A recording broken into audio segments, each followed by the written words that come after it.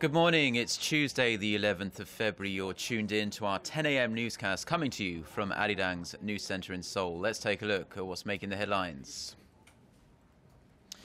The United States says it's deeply disappointed by North Korea's decision to knock back its offer for talks regarding the release of detained American Kenneth Bae, but hopes for Bae's swift release have not completely faded. Uncertainty hangs over the upcoming inter-Korean family reunions after Seoul announces the dates of its annual military exercises with Washington. North Korea, which opposes the drills, has yet to issue a response. Plus, while a temporary ceasefire to allow civilians out of the besieged Syrian city of Homs is extended to Wednesday, a second round of peace talks in Geneva opens on shaky ground. The White House says it's very disappointed North Korea decided to cancel an invitation for the top U.S. human rights envoy to visit Pyongyang to discuss the release of imprisoned missionary Kenneth Bae. But there may be some light at the end of the tunnel as a former U.S. ambassador to South Korea landed in Pyongyang on Monday on unspecified business. Yoo Li-an starts us off. The United States has expressed its deep regret over North Korea's decision to withdraw its invitation to U.S. human rights envoy Robert King to discuss the release of Korean-American Kenneth Bae. Well, I can tell you that we are deeply disappointed by the DPRK decision for a second time to rescind its invitation for Ambassador King to travel to Pyongyang to discuss Kenneth Bae's release. While the reason for the withdrawal is not yet clear, a State Department official said it could be related to the upcoming joint military drill between South Korea and the U.S. The White House drew a clear line between the two issues. We remind the DPRK that the U.S. ROK military exercises are transparent, regularly scheduled, and defense-oriented. These exercises are in no way linked to Mr. Bae's case, and we believe they know that. The White House says it will continue to push North Korea to agree to let King visit. But hopes for Bae's quick release haven't completely faded. On Monday, North Korea received a delegation led by former U.S. Ambassador to South Korea, Donald Gregg, who experts believe will aim to win Bae his freedom. Without offering details on his unannounced visit to Pyongyang, Gregg merely stated he was glad to be back. Very happy to be back in Pyongyang, my first time in about 8 years. So we're looking forward to talks and happy to see you. Thank you. Gregg served as Washington's envoy to Seoul from 1989 to 1993 and has since called for greater engagement with North Korea. And his surprise visit is raising hopes for Bae's swift release. Bae was arrested by North Korean authorities after entering the country in November 2012 and was later sentenced to 15 years of hard labor for alleged crimes against the state. Yoo Li-an, ARIRANG News. South Korea has announced the dates for its annual military exercises with Washington. The drills, which North Korea strongly opposes, will start on February 24th. Pyongyang has yet to respond, but the announcement has cast doubt over the upcoming reunions for families separated since the Korean War. Hwang Sung-hee reports. South Korea and the United States will begin their annual joint military drills in the last week of February, a plan that could jeopardize an earlier inter-Korean agreement to resume long-suspended reunions for families separated by the Korean War. The ROK U.S. Combined Forces Command will hold the Key Resolve exercises, an annual defense training drill from February 24th to March 6th. We also plan to hold the Full Eagle exercises, which also take place every year from February 24th to April 18th. The dates coincide with the upcoming family reunions, scheduled for February 20th to the 25th at North Korea's Mount Kumgang Resort. The Defense Ministry said Pyongyang was informed of the dates on Sunday, but has not yet reacted to the plans. North Korea has, however, previously threatened to scrap the reunions should the South go ahead with the military exercises. We're clearly stating that dialogue and invasive war games can never coexist, nor can reconciliation and conflict. South Korea's Unification Ministry reiterated Monday the drills involving tens of thousands of troops are defensive in nature and should not disrupt plans for family reunions.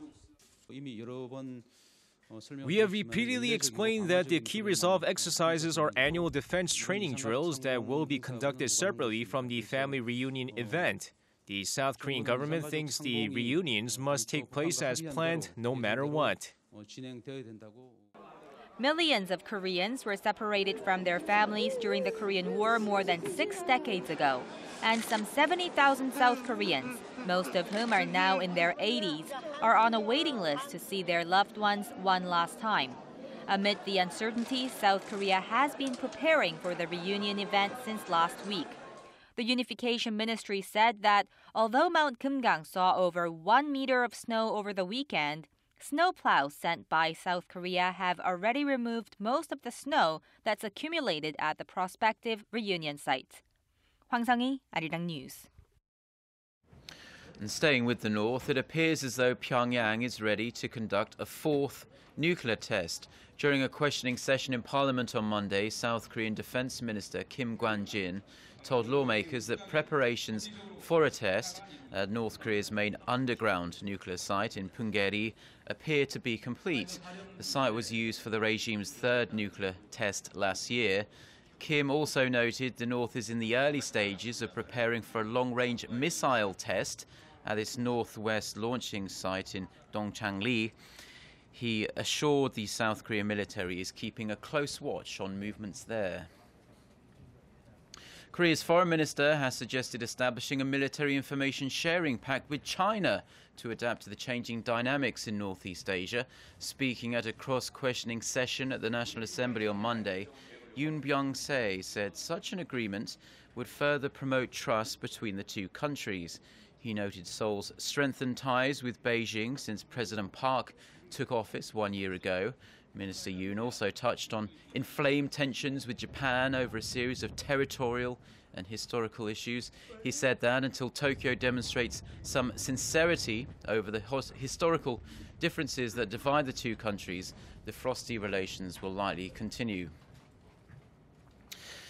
Now, a former US point man on North Korea is visiting Seoul this week, and he's had something to say about ways to curb Pyongyang's nuclear weapons program. Ji Myung-gil has more. Christopher Hill said the road to peace on the Korean peninsula will be a difficult one, but that stronger relations among Korea, China, and Japan could be the key to achieving the goal. I think we could improve the North Korean attitude if we have better coordination and cooperation involving China and Japan. So my hope is that we can do that and that we can have a closer understanding of how to proceed in a 6-party context. Speaking in an address to the National Assembly on Monday, the former U.S. ambassador to South Korea, who also led the U.S. delegation to the 6-party talks on denuclearizing North Korea, also spoke about the prospects for a resumption of the talks. He said that in the event the talks resume, the 5 parties of South Korea, the U.S., Japan, China, and Russia need to agree that Pyongyang not be allowed to have or develop nuclear weapons. The North Korean commitment was to abandon all of its nuclear programs, and for this reason, that has to be the starting point, not the ending point of any subsequent negotiations. Hill also took aims at hardliners in the U.S., who he said seemed to be more interested in criticizing negotiations with North Korea than preventing the North from having nuclear weapons. He said they are actually giving Pyongyang the hope that if they just stick to their guns, they will eventually be allowed to become a nuclear state in Northeast Asia. Mr. Hill said the most important part of any roadmap to peace and reunification for the two Koreas is that they do a lot more talking together. He also said the 6-party talks are the best way to kickstart inter-Korean cooperation, describing them as a stepping stone towards reunification. Ji Myung-gil, ARIRANG News.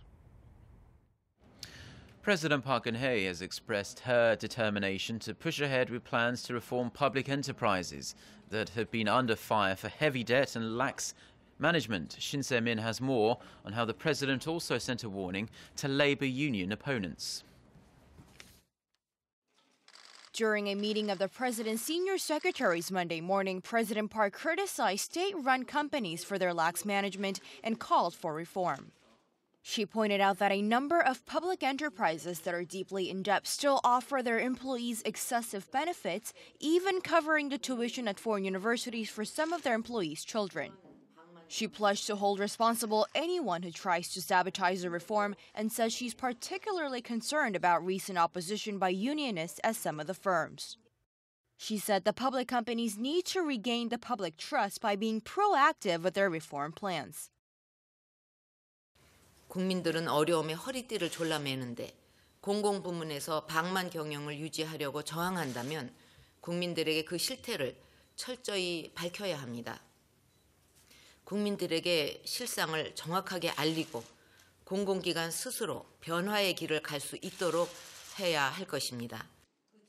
President Park also criticized the lack of progress around her ambitious initiative dubbed Government 3.0, which aims to allow for wider public access to government information to ensure that state affairs are more transparent. She said the information is not being shared systematically and ordered fundamental improvements to her plan. Shin Se-min, ARIRANG News. Now, there are signs Korea's IT industry has gotten off to a strong start this year. The nation's exports in the information and communication sector rose last month due to rising demand for local semiconductors and mobile phones. Hwang Jie has the details. Korea's exports of IT products, which include semiconductors and mobile phones, inched up 0.2% last month from the same period a year earlier to $13.1 billion. The Trade Ministry said Monday that the rise in outbound shipments of IT products came in spite of a weak Japanese yen and financial instability in emerging economies. The Trade Ministry attributed the rise to growing shipments to ASEAN member countries and the European Union. Shipments of mobile phones in particular surged over 14% last month from the previous year to $2.1 billion. A more than 20% spike in exports of smartphones led the rise. Exports of semiconductors also rose about 15% to more than $4.5 billion. Shipments of display panels, however, fell more than 15% to $2.2 billion as exports to Korea's largest importer, China, plunged. Korea's imports of IT products, meanwhile, dropped 2.7% to $6.8 billion, spurring a 3.4% gain in the nation's trade surplus. The Trade Ministry expects the upward trend in IT exports to continue due to the economic recovery in Korea's major exporting markets like the United States and the European Union, along with the growing demand of smart gadgets in emerging economies. Hwang Jie, ARIRANG News. The outlook for most advanced economies is showing signs of firm growth for the first half of this year, with the overall recovery being led by the US and Japan. In its latest report released Monday, the OECD says its leading indicator, covering 33 member countries, had reached its highest level in almost 3 years in December of last year, indicating that growth was firming. The OECD index showed the overall growth condition of the 33 member states was above trend, rising to 100.9 in the final month of 2013, edging up from 100.8 in November. Among the major emerging markets, the OECD said China, Brazil and Russia maintained the same level of growth in December as they did in the previous month. A second round of talks aimed at bringing peace to Syria got off to a shaky start in Geneva on Monday as hundreds of civilians continue to flee the besieged city of Homs under an extended humanitarian deal between the Syrian government and the UN. UN Arab League envoy Lakhdar Brahimi has been holding separate meetings with the government and the opposition to try and set an agenda for the coming week. Little progress is expected as the two sides continue to disagree on President Bashar al-Assad's future role in Syria. The talks come as the UN and aid agencies continue efforts to help thousands of people trapped in Homs who now have until Wednesday to try and get out. Iran's military has successfully test-fired 2 new domestically made missiles, one of them a long-range ballistic missile. According to Iranian state television, Defense Minister Hossein Dakane said the long-range ballistic missile, dubbed Bina, or insightful in English, has radar-evading capabilities and can be used as a laser-guided surface-to-surface missile. Iran already possesses long-range surface-to-surface Shabab missiles with a range of about 2,000 kilometers, and they are capable of hitting Israel and several U.S. military bases in the Middle East. Iranian President Hassan Rouhani, who had reportedly only recently stated his opposition to further missile tests, also issued a congratulatory message for the successful test firings.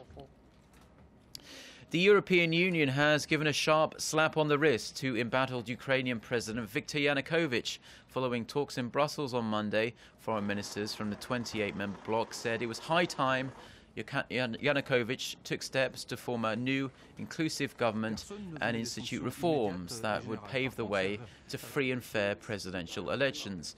Ukraine has been rocked by months of anti-government protests, sparked by the president's refusal to sign an agreement with the EU in favour of closer ties with Russia instead. The EU foreign ministers also said they were deeply concerned by the human rights situation, including violence, cases of missing persons, torture and intimidation as part of the Ukrainian government's crackdown against demonstrators. Now, months after Typhoon Haiyan devastated the Philippines, Korean engineers and medics are rebuilding schools and hospitals and offering free medical care to local residents as part of ongoing relief efforts. Kim Yeon-bin sends us this report from Tacloban. This is a cemetery for victims of Typhoon Haiyan in Leyte province, though some burials are not so formal and are marked by roadside plots. Large sections of the province were devastated last November when it was struck by what was one of the strongest tropical storms on record, which killed thousands and displaced millions more.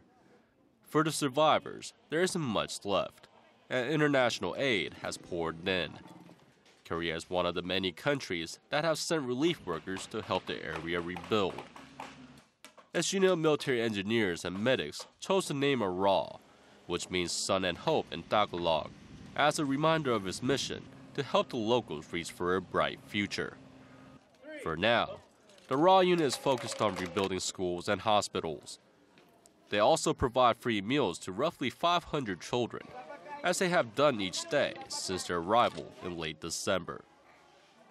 This is one of the hospitals that was rebuilt by the ARIRANG unit. What's even more amazing is that they had it up and running in less than a month. Another step in helping the people here get back on their feet. Apart from the engineers focused on reconstruction, there are dozens of doctors and nurses here, giving free medical care to area residents. I just came here for check-up for my baby. For everything is free. Here in Telegrapo, no money, no medication for our illness. Every member of the ARIRANG unit is a volunteer who is trying to make a difference in the world. The ARIRANG unit's slogan is to become one and complete our mission for the good of humanity. With that in mind, we will give more of our love to the locals before our mission is complete. The unit is providing free medical equipment and healthcare services to people in the 3 major districts in Leyte province that were hit the hardest by the typhoon. Kim Yeon-bin, ARIRANG News, Tacloban.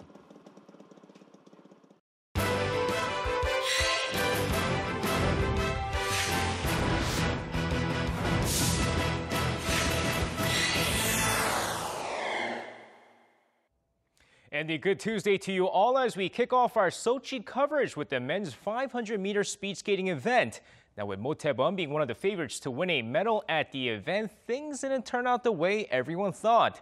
Now, despite a fairly good start as he finishes the first race with the final time of 34.84 seconds, the South Korean speed skater finished the second race with the final time of 34.85 seconds for a combined 69.69 seconds to finish fourth overall. And while the Vancouver gold medalist failed to stand on the podium this time, the Netherlands continued to dominate the sport, sweeping all 3 medals as Mitchell Mulder, Jan Smeekers, and Ronald Mulder took the podium in the event. Well, the quest for Korea's first medal never got close during the men's 1500 short track event as Lee Han-bin was the only Korean skater to qualify for the finals. And it looked like the pressure was too much for the 25-year-old. And with Lee Han-bin never looking sharp in the final race, he would fall to 6th place in the final. But Russia's Victor An, or An Hyun-soo, did manage to finish with a bronze medal, claiming his first Olympic medal in 8 years. And while his 3rd place finish gave some joy to the Korean fans, it was Charles Hamlin of Canada who finished first, followed by China's Tian Yu-han. Also, good news for all the fans here in the nation as the South Korean women's short track team dominated during the 500-meter and the 3,000-meter relay. Now, first off, all 3 Korean skaters, Shim Seok-hee, Kim Ah-rang, and Park Seung-hee, advanced during the 500-meter heats. But it was during the women's 3,000-meter relay semis where Park Seung-hee, Shim Seok-hee, Kong Sang-jung, and Cho Hae-ri absolutely dominated as they're set to go after the gold medal on the 18th. And now taking a look at some key competitions to look forward to on day 4 of the Sochi Winter Games for those following the Korean athletes. Now, first off, the women's curling team will be facing off against Japan during their round-robin session 2 as they hope to continue to surprise everyone in the sport. But the biggest event on the day will be speed skater Lee Sang-hwa going after her 2nd straight gold medal in the event as she hopes to claim Korea's first medal during the 500-meter women's speed skating event. All right, let's finish things off by taking a look at the medal count so far after 3 days of competition. Of course, taking a look at the chart here, Canada in first place after earning a late gold medal during the freestyle skiing event for a total of 3 gold, 3 silver, and 1 bronze. Netherlands in second with 3 gold medals as well, with Norway dropping down to 3rd place. Meanwhile, Russia now in 6th place with 6 medals so far. Well, that's going to wrap it up for me now. For this has been SJ. Have a great rest of the day and see you guys again for your sports needs.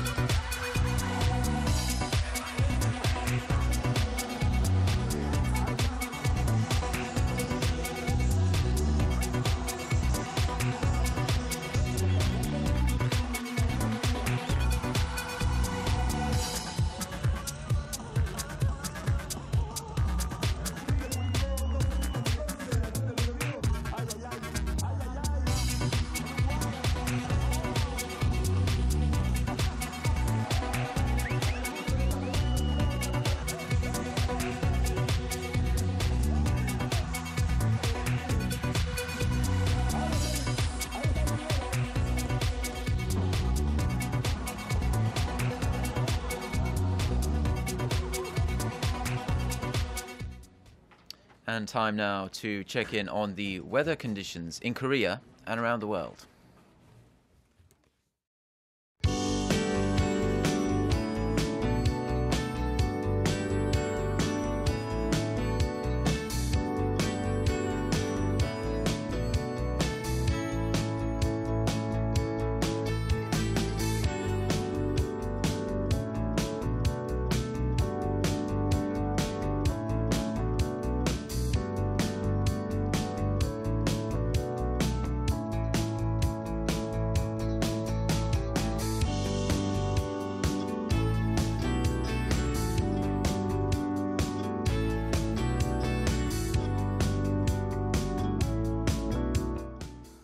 And that's all for now. Thanks for joining us. We'll be back at noon Korea time, but in the meantime, you can always catch up with what's been happening on our website, which can be found at arirang.co.kr/news.